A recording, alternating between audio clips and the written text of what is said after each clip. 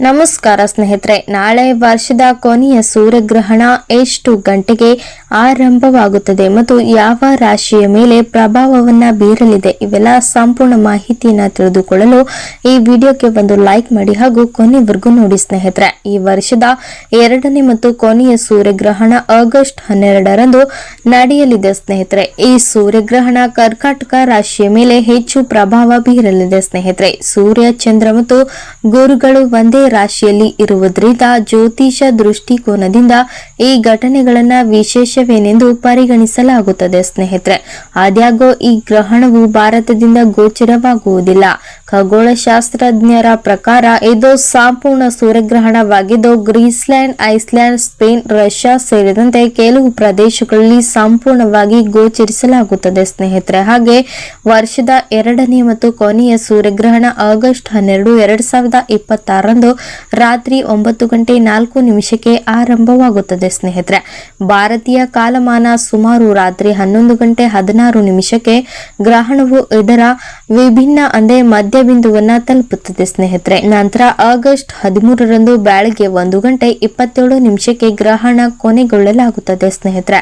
ಈ ಗ್ರಹಣವು ಸಂಪೂರ್ಣ ಸೂರ್ಯಗ್ರಹಣವಾಗಿ ಇರುತ್ತದೆ ಸ್ನೇಹಿತರೆ. ಸೂರ್ಯ ಮತ್ತು ಚಂದ್ರರು ಒಂದೇ ಸಾಲಿನಲ್ಲಿ ಬಂದಾಗ ಚಂದ್ರನು ಸೂರ್ಯನನ್ನು ಆವರಿಸುತ್ತಾನೆ ಸ್ನೇಹಿತರೆ ಮತ್ತು ಭೂಮಿಯ ಕೆಲವು ಭಾಗಗಳಿಂದ ಸೂರ್ಯನ ಬೆಳಕು ಸಂಪೂರ್ಣವಾಗಿ ಅಥವಾ ಭಾಗಶಃ ನಿರ್ಬಂಧಿಸಲ್ಪಡುತ್ತದೆ ಸ್ನೇಹಿತರೆ. ಸಂಪೂರ್ಣ ಸೂರ್ಯಗ್ರಹಣದ ಸಮಯದಲ್ಲಿ ಚಂದ್ರನು ಸೂರ್ಯನನ್ನು ಸಂಪೂರ್ಣವಾಗಿ ಆವರಿಸುತ್ತಾನೆ ಸ್ನೇಹಿತರೆ. ಅದರಿಂದಾಗಿ ಸೂರ್ಯನ ಹೊರಗಿನ ಕೋನವನ್ನ ನಾವು ಕಾಣಬಹುದಾಗಿದೆ ಸ್ನೇಹಿತರೆ. ಈ ಸೂರ್ಯಗ್ರಹಣದ ಬಗ್ಗೆ ಭಾರತೀಯರಿಗೆ ಒಂದು ಪ್ರಮುಖ ಮಾಹಿತಿವೇನೆಂದ್ರೆ, ಈ ಗ್ರಹಣವು ಭಾರತದಿಂದ ಗೋಚರಿಸುವುದಿಲ್ಲ. ಅದರಿಂದಾಗಿ ಭಾರತದ ನಾಗರಿಕರು ಸೂರ್ಯಗ್ರಹಣವನ್ನ ನೇರವಾಗಿ ನೋಡಲು ಸಾಧ್ಯವಾಗುವುದಿಲ್ಲ.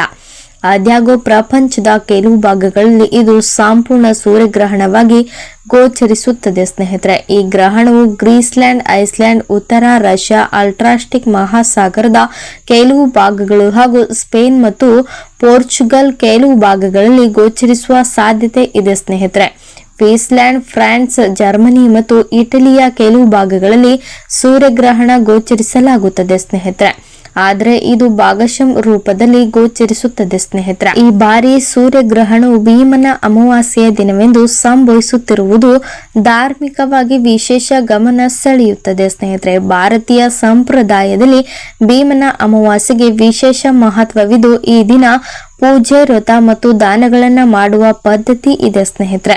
ಜ್ಯೋತಿಷ ಮಾಹಿತಿಯ ಪ್ರಕಾರ ಆಗಸ್ಟ್ 12ರ ನಂತರ ಸುಮಾರು 30 ದಿನಗಳವರೆಗೆ ಕರ್ಕಾಟಕ ರಾಶಿಯವರು ಪ್ರಮುಖ ಹಣಕಾಸು ಅಥವಾ ಜಾಸ್ತಿ ಸಂಬಂಧಿತ ನಿರ್ಬಂಧನಗಳನ್ನ ತೆಗೆದುಕೊಳ್ಳಲಾಗುತ್ತದೆ ಸ್ನೇಹಿತರೆ. ಹಾಗೆ ಜಾಸ್ತಿ ಸಂಬಂಧಿತ ನಿರ್ಧಾರಗಳನ್ನ ತೆಗೆದುಕೊಳ್ಳುವುದನ್ನ ತಪ್ಪಿಸಬೇಕು. ಯಾವುದೇ ಪ್ರಮುಖ ಆರ್ಥಿಕ ನಿರ್ಧಾರಗಳನ್ನ ತೆಗೆದುಕೊಳ್ಳಲು, ವಿಶೇಷವಾಗಿ ಹೊಸ ಆಸ್ತಿಯನ್ನ ಖರೀದಿಸಲು, ಪ್ರಮುಖ ಹೂಡಿಕೆಗಳನ್ನ ಮಾಡಲು ಅಥವಾ ಪ್ರಮುಖ ಆರ್ಥಿಕ ನಿರ್ಧಾರಗಳನ್ನ ತೆಗೆದುಕೊಳ್ಳಲು ಆತುರ ಪಡದಂತೆ ಸಲಹೆ ನೀಡಲಾಗುತ್ತದೆ. ಸಾಧ್ಯವಾದರೆ ಜ್ಯೋತಿಷ ಅಭಿಪ್ರಾಯದ ಪ್ರಕಾರ ಗ್ರಹಣಕ್ಕೆ ಮೊದಲು ಅಥವಾ ಸುಮಾರು 30 ದಿನಗಳ ನಂತರ ಅಂತಹ ನಿರ್ಧಾರಗಳನ್ನ ತೆಗೆದುಕೊಳ್ಳುವುದು ಉತ್ತಮವೆನಿಸುತ್ತದೆ ಸ್ನೇಹಿತರೆ. ಭಾರತದಿಂದ ಗೋಚರಿಸದಿದ್ದರೂ ಅದರ ಸಮಯ ಕರ್ಕಾಟಕ ರಾಶಿಯಲ್ಲಿನ ಗ್ರಹಗಳ ಸ್ಥಾನಗಳು ಮತ್ತು ವಿವಿಧ ರಾಶಿ ಚಕ್ರ ಚಿಹ್ನೆಗಳ ಮೇಲೆ ಸಂಭವನೀಯ ಜ್ಯೋತಿಷ ಪರಿಣಾಮ ಬೀರಲಿದೆ ಸ್ನೇಹಿತರೆ. ಜ್ಯೋತಿಷ ಮತ್ತು ಧಾರ್ಮಿಕ ನಂಬಿಕೆಗಳ ಪ್ರಕಾರ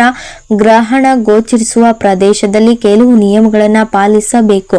ಗ್ರಹಣ ಪ್ರಾರಂಭವಾಗುವ ಮೊದಲು ಆಹಾರ ಸೇವಿಸುವುದು, ಗ್ರಹಣದ ಸಮಯದಲ್ಲಿ ಆಹಾರವನ್ನ ತಪ್ಪಿಸುವುದು ಮತ್ತು ಆಧ್ಯಾತ್ಮಿಕ ಅಭ್ಯಾಸಗಳಲ್ಲಿ ತೊಡಗಿಸಿಕೊಳ್ಳುವುದಕ್ಕೆ ಪ್ರಾಮುಖ್ಯತೆ ನೀಡಲಾಗುತ್ತದೆ ಸ್ನೇಹಿತರೆ.